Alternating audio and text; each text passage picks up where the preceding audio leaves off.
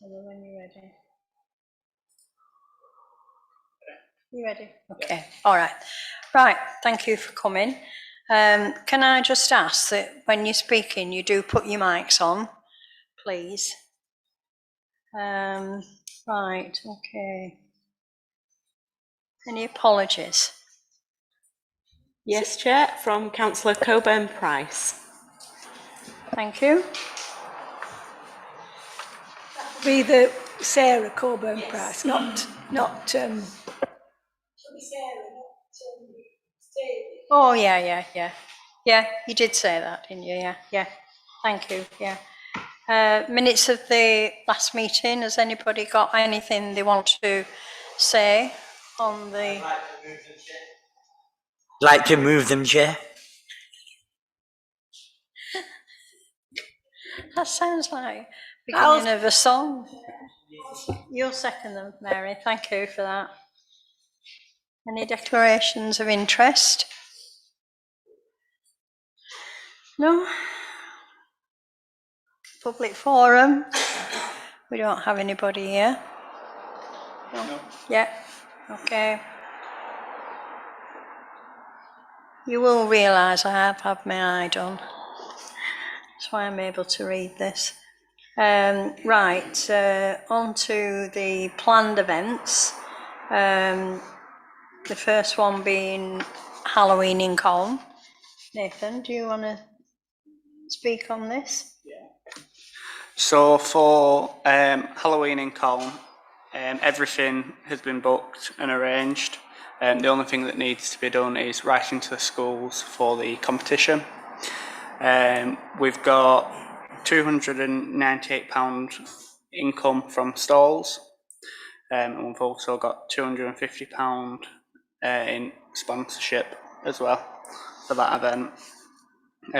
We've got the mayor booked, and we've also got the fire brigade that are going to bring an engine as well. Thank you. Can I just ask, is the 14 stalls that are booked, are they the maximum we can have? No, we can get some more. Get some more on, yeah. Right, okay, right. Chairman, just a couple of things. I know there's 2 more stalls want to come in, Nathan. I'll give the details after the meeting. And in the mayor's diary, the Halloween is not in the diary. So if Fiona's on leave now for 2 weeks, but there's plenty of time. I mean, I booked it in my diary, so there won't be a problem. So they just need to contact Fiona when she's back. Yeah, to get the driver in the change. Yeah. But that's all. Excellent. Thank you. That's good. Yeah. Anything else on Halloween that anybody wants to bring up? Right. Okay. We'll move on. Remembrance Sunday. So with Remembrance Sunday, we've got the brass band booked. We're waiting back for prices from the first aid company, but the road closure and the traffic management's all been arranged. Sorry, back from who? Waiting to hear from? The first aid company.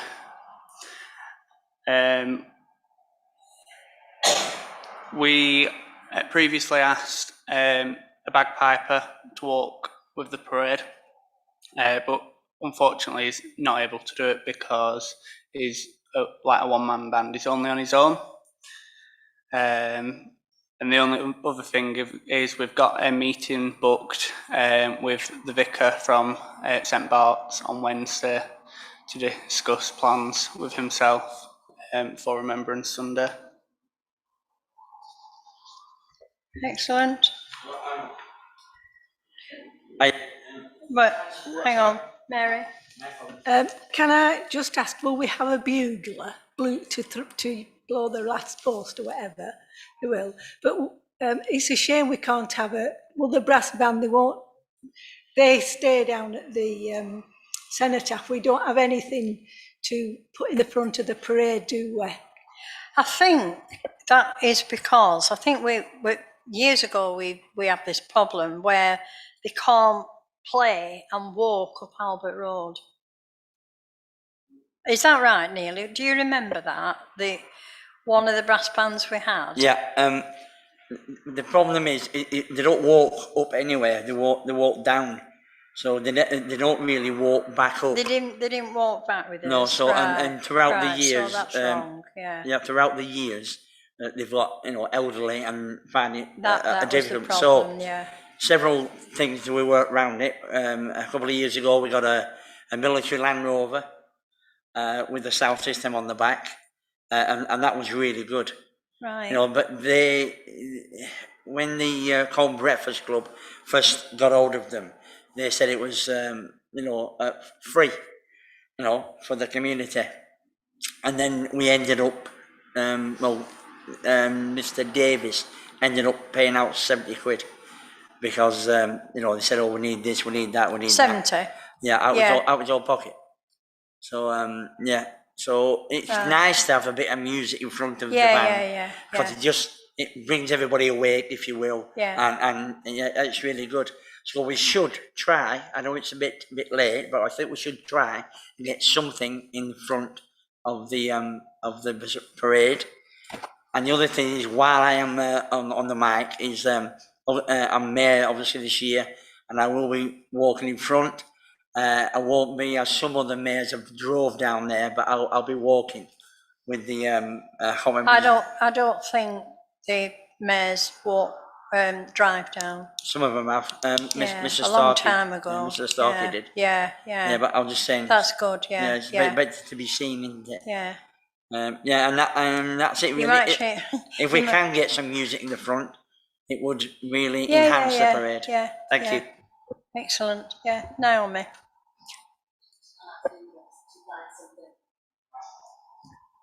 Can I? Nathan, what are the arrangements if councillors want to attend the parade? Are you going to send some Well, details out before then, meeting times and that? Okay, just hang on a minute. I think Naomi was just going to say something, and then I'll bring you in. Sorry, I didn't know that. She was speaking, but her mic wasn't on. What I was saying is we will investigate further what options we can bring for music within it.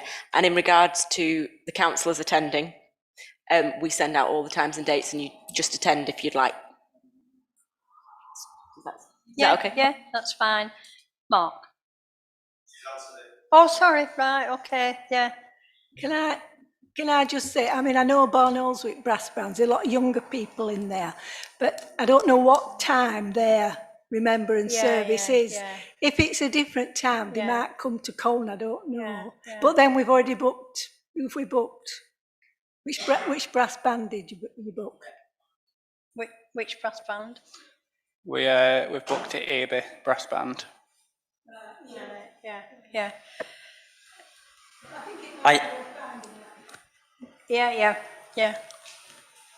Yeah.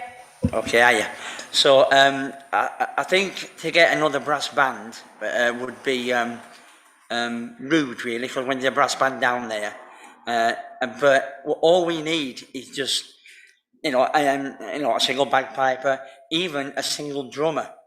Exactly, to drum on the way down. Yeah, just a single drummer would be lovely. That would be good.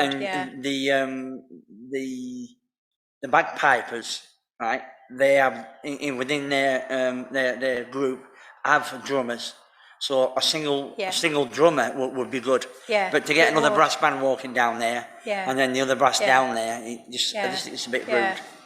I can see the drummer like keeping the time kind of thing, isn't it, as you're marching down? Yeah. Excellent. Yeah, no, that's good, Neil. Thank you. Yeah, Naomi. It's now working. In regards to Barnoldswick, we have asked in the past and they're actually pre-booked at 1 in the morning and 1 in the afternoon.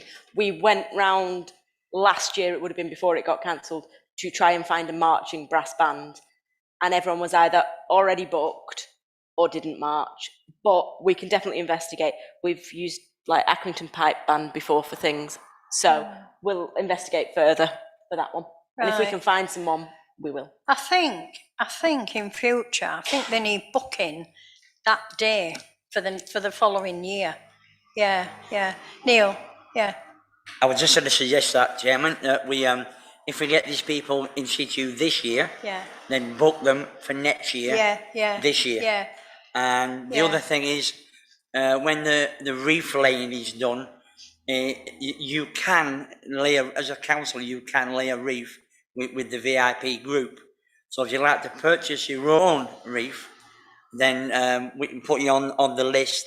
And then obviously there's a certain way that the reefs are laid. yeah. Who's Uh, we? Who's we? Who? Councillors, Yeah, you say we can put you on the list. Who's that? the organisers of the event. Right. Yeah. Yeah.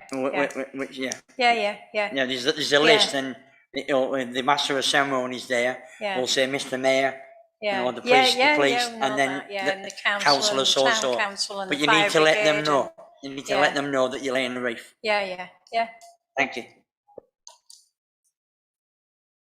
Anything else on Remembrance Sunday? No? We're all happy? Right, okay. Christmas in Colne. Nathan? So for Christmas in Colne, we have got everything booked other than the security, which we're just waiting back a price for. We've got £965 in income from stalls. We've got £800 in sponsorship, and then £300 for the fun fair as well. We've got the mayor booked for Christmas, and for the torchlit parade, we've also got the fire brigade following as well, the parade. But that's about it for Christmas at the moment. Yeah. Thank you. Neil? Yeah. So, on that day, because Naomi's AWOL, we're going to run through the same routine, I presume, as we did for every year. So there's nothing changed. It's all simple. It's all plain.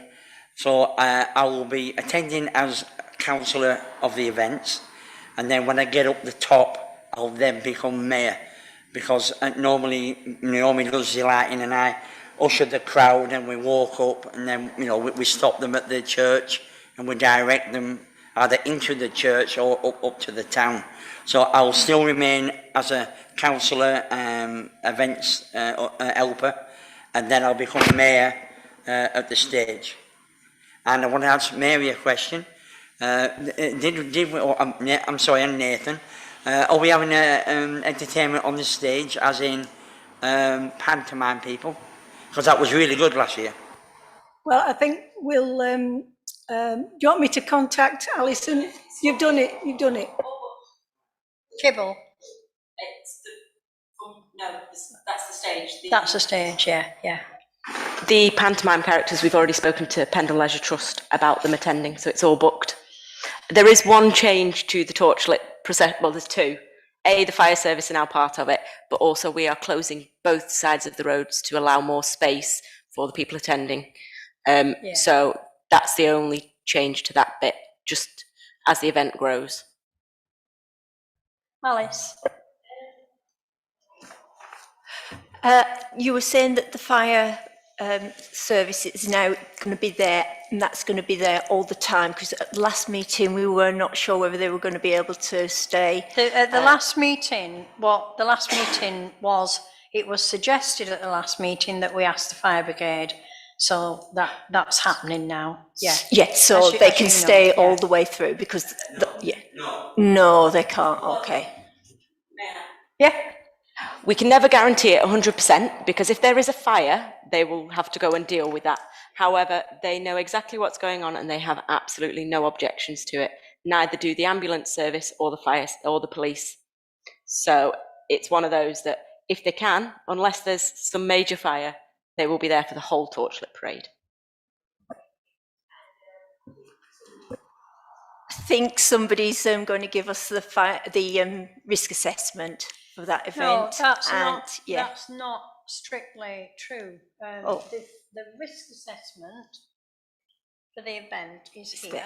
Brilliant, thank you. But if you want to come in and read it, this cannot be taken out of the building because there's personal details in there. So if you want to come in and read, how many pages? A lot, yeah. You're very welcome. Naomi, did you want to say something?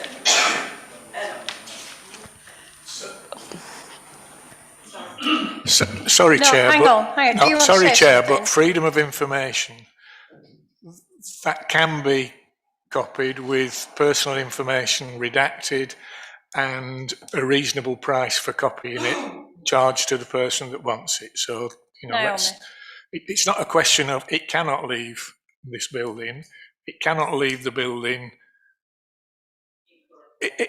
as it is, but a redacted one is perfectly legitimate.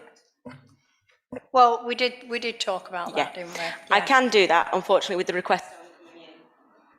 Unfortunately, with the request only coming in recently, we have not had the time to do that. If you would like a redacted copy, more than welcome to. What I will explain on this is it's not a simple risk assessment just from the town council. So that links into what the medical risk assessment is. It links into what the road traffic management is. It has a lot of elements. So you literally need to understand the whole event plan. And it isn't just a specific bit that relates to the Torchlit Parade.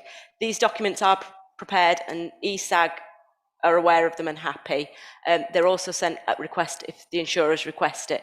So this copy is ours for our archived records, which is why this cannot leave the building, because if I lose it, if you would like a redacted copy, that's fine. It will take us a little bit to do because it's something like 150 odd pages. No, I don't need to read it off the premises, but if I can come in and just have a dip in and just see for my own personal happiness how many stewards that we should be having and that sort of thing, then that's brilliant. Thank you. I'll come in and sort that out. Put your mic on. If you let us know when, we can arrange a time so it's suitable. Mary. Can I just make a plea that the sound, the lighting on that stage is better? Because I feel sorry for those poor children who come and dance and then you can't see the costumes or you can't see what they're doing. They're like shadows. So I do think the lighting should be better on the stage. Nathan? So the council have recently invested in a lighting rig, which it's all been programmed so it can all be controlled, and it will light the stage up so you can see exactly what's going on. Who? Neil? I would not like to see the risk assessment because I have every confidence in this council. I just don't know why. Thank you. That's fine. So some people are a little concerned about it, quite rightly, but, dare I say, it has been going on for quite a few years. I'm concerned about it. I always have been. I've never voted. When they said, shall we still have the light? I've said, I won't vote for that. I've always voted against. But I understand that I'm in the minority. But I'm chair of the town council, and if anything happens, this council will be liable. We know that. We've had a pre-meeting to this meeting, and that has been quite heavily discussed and pointed out by Naomi, the risk of, but the thing is, it goes with anything, absolutely anything. It's like Naomi said, somebody could fall in the park or the play area and badly injure themselves or whatever, I know it's a high risk thing, I know it is, but these torchlight processions are going on all over the country. And yes, they are, and that happens, and been going on for years. Now, if you didn't want it, then could we vote for that? If people don't want it, no, because it's set in stone now, isn't it? But, for next year, I'd be sorry for it to go. I would. Yeah, Yeah, If the council don't want to do it next, because this has been agreed to be done this year, as said at the last meeting, this year will go ahead. If the events committee choose to remove that element from the Christmas in Cone event, then it would be looking at the next year's event to do it, which would be within the timeframes of what decisions can be changed. I would mention, every year, the provisions we put in to protect the council and people attending that event have increased because the event has increased. It is, as Dot says, I had a discussion with her about it because I know there is elements of concern. The council can be sued for it, but as your town clerk, I want to reassure you. So if something goes wrong at these events, it isn't the council's neck on the line as such. It's actually myself as an individual who can be done by HSE for corporate manslaughter or corporate neglect. So I really want to assure you that every possible safety measure goes in place for this, because I don't want that on my head. And I want to, if the Chair doesn't mind, reiterate, we are ensuring it is as safe as possible to do that bit of the event. I hope that's okay. thank you. Can I just say, Mary? I wouldn't want nothing to, I still would like a procession, but maybe lanterns or these little lanterns that you can have. So I wouldn't want to stop, because I think it's good that we have everybody comes up. And it might not look quite as good, but if you've got lots of lanterns, or like they have in Barnoldswick, there's fairy lights that everybody carries. It's quite effective. And I know I'm going on about it, and I know we do everything. I mean, we had a fire last year, but we managed to put it out. But it's just, you know, if a child gets the anorak set afire, you know, it's terrible, isn't it? I mean, it's not just, I mean, I know if somebody can fall, they can, you know, maybe hurt themselves, but this is something that might be, I mean, I'll not say anything anymore, but... Neil? Thank you, Mary. Mary, I agree 1,000% with you, 1,000%. And in the same vein as you had the candle issues, if you will, we'll call them issues, right? I had the same issues when I woke up and I judged the pace of the people coming up, so there's not a concertina. Every time I look round, there's people on the other side of the road, in the road on the wrong side. This is why they decided to shut all the road off. And I just pre-warn people now, when they shut both sides off, they're doing it at 8 in the morning. Is that right, Nathan? So my question then is, what time you shut the road off? Because it's an all road closure. So to answer that, we have 2 road closures for that event. We have one that is at 8 AM, which is the top end where the stalls go. The bottom one will be a shorter closure from kind of 5 till 6 for solely the parade, because if we close that whole bit from 8 AM and there's nothing going on, I think I'd be more worried about that than the Torchlit parade. But it is one of those, we have looked at it because every year it grows, and we felt because I'm normally at the back of the parade and can see up the hill, and people do wander in it, so it was felt that as an extra safety precaution, we'd shut the whole thing for the parade, which gives us more space as well. So hopefully that is another element, but that'll be 5 till 6, whereas the top end will be 8 till, I'm going to say 11, but it might be 10. It does have 2 different elements to the road closure.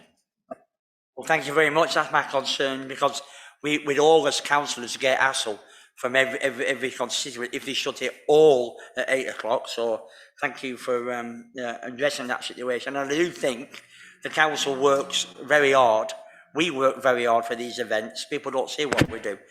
And having said that, as event councillors, you know, it's nice to see councillors there with IVIDs on.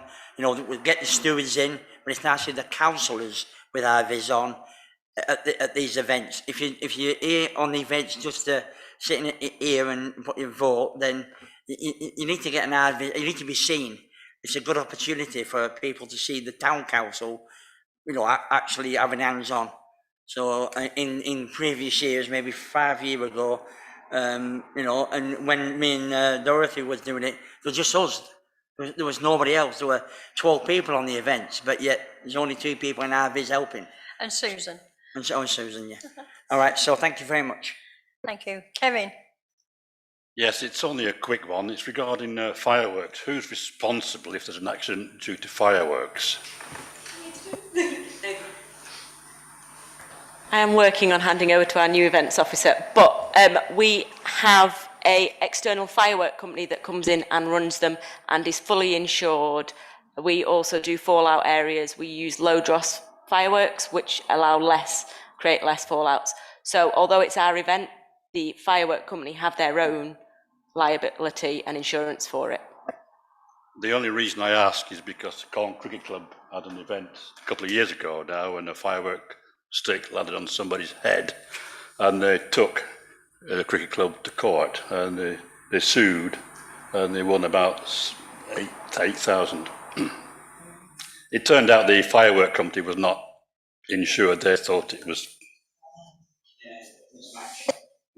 I think every council, borough and parish in the country take these risks, if you will, don't they? And talking about the fireworks, Kevin, I remember when myself and Susan, who was the town clerk then, were on that roof sussing it out. We went up twice. I cringe now when I think about it, but we went up there, right onto the top of the roof. What a view up there. Yeah, you won't do that now. Thanks for that anyway. One of the requirements for us to be able to use the building is I have to provide the building owners with the full risk assessment, public liability, insurance and everything. So we do ensure that we get a hard copy of that and it is in date, because I've had a few times where companies have sent me insurance that runs out like the week before. So we do ensure that's covered as well. I think every aspect of the events carries a risk, whether it be the fireworks or the torchlight procession or dancers on the stage. It's all a risk, and if we didn't go for it, we wouldn't have an event, would we? You know, so anyway, thanks for that, Kevin. Yeah. All right. Is everybody finished with that? Yeah? Yeah, right. Oh, Queen's Jubilee. Right. Do you want to do that, Nathan? Yeah. Yes. It was mentioned at the last events meeting for the Queen's Jubilee to go and research the costings for 2 events. One a afternoon tea, and then one a town centre event. And you should have the report which has the recommendation in to do a town centre event, because the town centre event can have more people involved. It's to suit more people within Colne. And you should also have the appendix with the report that should show you the costings of the events that we was asked to research. As you can see, the afternoon tea event did cost more than the town centre event, because you have to buy individual elements for that event to go ahead, such as teaspoons, cups and saucers, and then scones, etc. Well, can I just say, for a start, in the venues that I envisaged these happening, you wouldn't have to purchase cups and saucers because they've already got that kind of thing. But since I suggested this and got a bit overexcited about it, I now realise that when we did this, and it was a huge success for the people that we did it for, there wasn't anything else going on. There wasn't any town centre event with entertainment, and I hadn't thought about that. at the last meeting. So I'm not sort of as favourable now, because it is only going to target so many people. But like Nathan says, if you know, the entertainment in the town, the only thing I queried with Naomi and Nathan was, would there be a theme? You know, you can have a town centre event, but what's it about? You know, would there be a theme? Now, Naomi says, you know, there's plenty of bunting, there's plenty of flags that can be put out and given out, and you know, as long as we've got that theme of what it actually is, then you know, that's fine. So you know, anybody want to say anything about it? I'll. That what? Yeah, Neil. Okay, the event that we put on that year was amazing, but with the town centre event, I agree with you, and if I didn't agree with you, the £2,033.50, I would not vote for, because when we did it, it cost us a few £100. I must admit, I sent costings to Nathan. That wasn't anything like that. No. So I don't know where that's come from. And you suggested a theme. So I also revert back to the Congala, because it's been working for lots and lots of years. If you want a theme there, you could, in actual fact, do we do the Gala Queen and Princess, and then there's normally about 30 applicants, and there's normally 28 mums crying at the end. Because their daughter hadn't been picked. But we could do something like that, you know, do a Queen and Princess of the day, and the mums could dress the children up, and we could, you know, whoever the mayor is then, on what day it is. I'm not into that. Yeah, so and then I would actually scrap the tea and scone thing, and you know, just save £2,000. You know, well, it was never, to be honest, it was never going to be that. I went out and got the costings for the scones, the jam and the cream, individual pots of, you know, clotted cream, jams, scones. It was something like £500. So I don't know what kind of scones you've looked at. You know, the individual pots that you can get on Amazon, cream, and you know, for like 100 for so much. Yeah, but I agree with you. We'll forget it. I'm with you. What it was, we have to cost for the maximum the event will cost. So we couldn't find out in time whether they could provide facilities like cups, saucers, whether they'd have enough. Yeah, no. So we have to build that into the costings, because if not, I believe the report has a recommendation to do a town centre event. It would be themed with the Queen's Jubilee, so it would be bunting. We've got some vintage fairground rides that we can bring in. We would make sure any musical entertainment that day is themed to that era. So it would be themed to the Queen's Jubilee, and it would be called the Queen's Platinum Jubilee event. So that is something that's taken into consideration with the costings on it. Yeah, okay. Thank you. Kevin?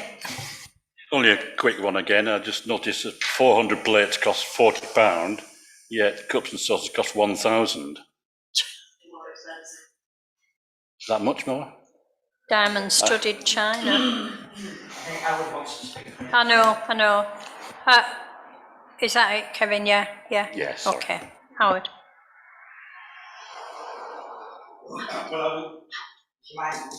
It was, and then it went off. It's very interesting that if someone was having jam and scones, there's an extra 20 odd people would get clotted cream and no jam. But I think that there is no reason that either the parish church or St John's can't organise their own little tea party, or, you know. I think they're going to do that for the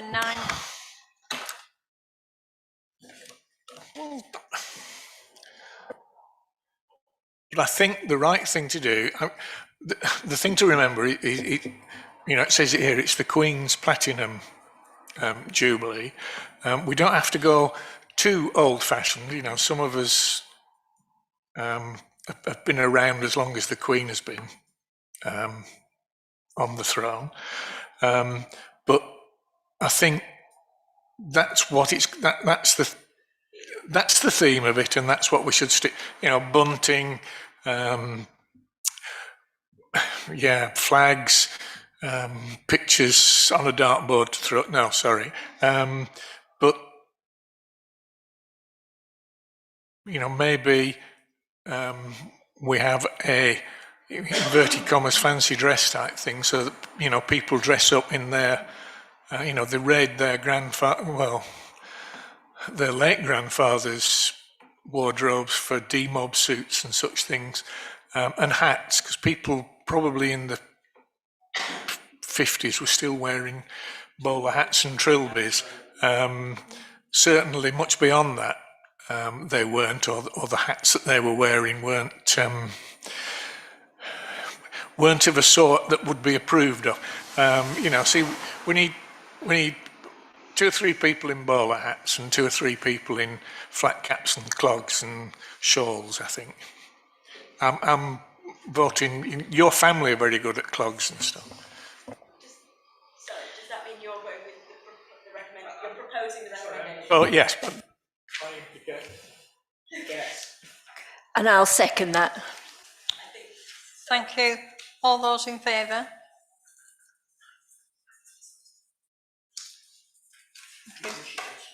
Sorry? I don't know. Right, okay.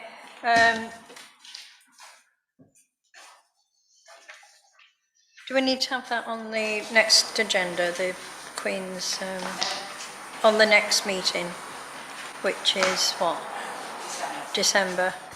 What we'll do is we'll start with the planning, because we'll need full council to approve the final event. Okay. But we'll start the planning and organising and booking in yeah. the background. Right, okay, thank you.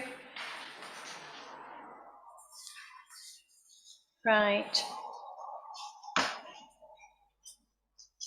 So, items for the future agenda? I missed that. Oh yeah, sorry. Yeah, who wants to speak on that? Nathan? No? Naomi? Because we always get asked how we work out the budgets for events, and last year, at the last meeting, we got asked how we were figuring out what we could afford for the Queen's Jubilee. Now, we've based this on the budget that was set last year, because I believe the council's feeling is not to increase or reduce the event budget for next year. So what this has done is given you a breakdown of each event and kind of what the costs are and what our expected income is. Now, you'll see it is a very tight budget, but so far we've always managed it. And we just thought this gave the councillors on the committee an option. If they want to ask us any questions, please do. I will mention things like on it where it says entertainment, and it might look quite a big figure, but like for Christmas, that's 2 or 3 brass bands, Morris dancers, all that. It's grouped together because we have to be aware of the commercially sensitive nature of what people quote us for doing it. So if any councillors do have any questions to ask me, please feel free. Is that okay, Chair? Yeah, thank you. Any questions on that? No? Okay. Sorry. Yeah, that's fine. Yeah. Just to get it clear, these are these years. No, these are provisional ones for next. This is 22, 23 financial year. There's just one other thing on that. So the events are a bit odd because they run calendar year, not financial year. So there will be one year when we have to find the money for an extra Easter. I think we worked that, it was 2024. But so the events run. So, but yeah, in essence, it's next year's event. So when it goes to FES and full council for approval within their budget, they can see we've got a full breakdown of it. Is that okay? Thank you. Right. So any items for next month's agenda? Sorry? We'll just keep you updated. Yeah. Thank you. Oh, right. And the date and time of the next meeting? Which is, Nathan? The date for the next meeting is Monday, the 1st of November at 7 o'clock here. Is everybody happy with this meeting being on a Monday? No. Yeah. Right. Okay, right. All right, well, thank you very much for attending.